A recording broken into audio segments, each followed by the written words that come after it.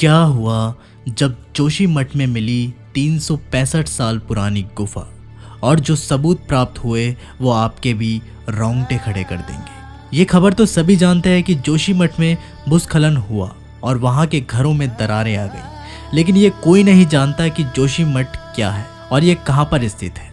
दरअसल भारत चीन की सीमा के पास ही एक नगर है जिसे जोशीमठ कहा जाता है। यहाँ पर 1000 से भी ज़्यादा लोग रहते हैं और आदि गुरु शंकराचार्य जी ने जिन 4 मठों की स्थापना की थी, जोशीमठ भी उन स्थानों में से एक है जिसकी स्थापना स्वयं आदि गुरु शंकराचार्य जी ने की थी। यहाँ पर रहने वाले पंडित परिवार ने हमें जो बताया वो आपके भी होश उड़ा देगा। नमस्कार दोस्तों, आप देख रहे हैं भक्ति शास्त्र यूट्यूब चैनल। अगर आप लोगों ने अभी तक इस चैनल को सब्सक्राइब नहीं किया है तो अभी कर लें और साथ ही साथ बेल आइकन को प्रेस ज़रूर कर लीजिएगा।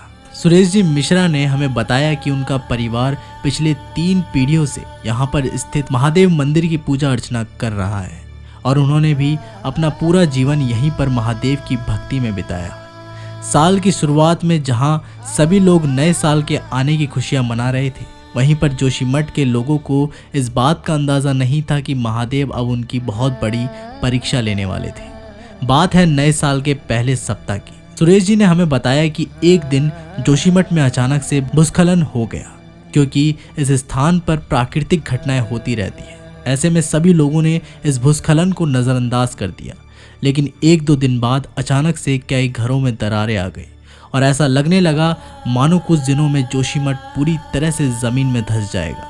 सरकार ने इस घटना को देखते हुए सुरक्षा कदम उठाए और बहुत सारे लोगों को जोशीमठ खाली करके कहीं सुरक्षित स्थान पर जाने की सलाह दी।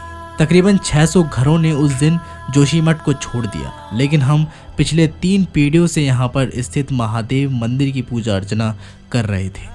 सुरेश जी ने हमें बताया कि यही जोशीमठ हमारा संसार था, यही हमारी जन्मभूमि थी। हम इसे छोड़कर कहीं और नहीं जा सकते थे और मुझे महादेव पर पूरा भरोसा था। 80% लोग जोशीमठ खाली करके जा चुके थे, क्योंकि उन्हें ऐसा लगता था कि एक दिन यहाँ पर बड़ा भूकंप आएगा जो पूरे जोशीमठ को ढहा कर ले जाएगा। लेकिन मुझे अपने महादेव पर भरोसा था।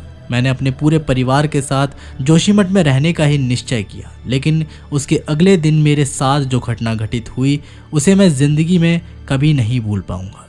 जब मैं शाम के समय महादेव की पूजा अर्चना करके पुनः अपने घर लौट रहा था, तभी अचानक उस स्थान पर बहुत बड़ा भूस्खलन हो गया और मैं भी उसकी चपेट में आ गया। मुझे लग रहा था कि मैं बच नहीं पाऊंगा, लेकिन उस दिन महादेव की एक ऐसी लीला मेरे सामने आई कि उसे देखकर मेरे भी होश उड़ गए।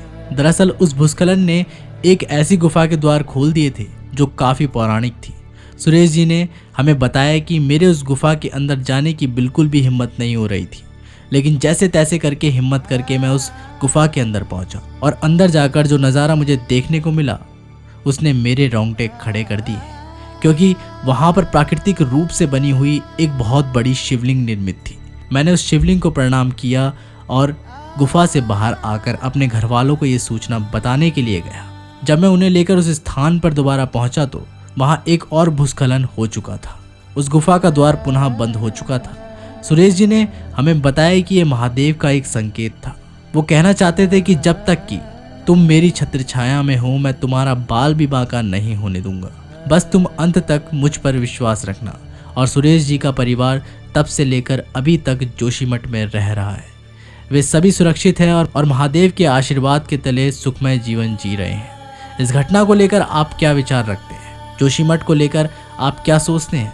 हमें नीचे कमेंट में ज़रूर बताइएगा। मैं जल्दी मिलता हूँ आप लोगों से एक नई वीडियो के साथ। तब तक के लिए अपना ख्याल रखिएगा।